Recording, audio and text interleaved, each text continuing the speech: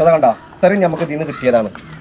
ഇത്രയൊന്നും അല്ല കിട്ടുക നമ്മൾ ശരിക്കും നമ്മളത് ഇട്ട് വെച്ചതല്ല നമ്മളൊന്ന് ഇളക്കി കൊടുക്കുക. ഇതിലേക്ക് പുതിയ വേസ്റ്റ് ഇട്ട് ഒന്നും നമ്മൾ ചെയ്തിട്ടില്ല. ഇത്തിരി സാധനങ്ങൾ ഇതിപ്പോൾ ഒരു ബക്കറ്റ് വെള്ളത്തിൽ നമുക്കിത് ഉപയോഗിക്കാം. അത്രയും സ്ട്രോങ് സാധനമാണിത്. മൊത്തം സ്മെല്ലും കാര്യങ്ങളൊക്കെ ഉണ്ടാവും.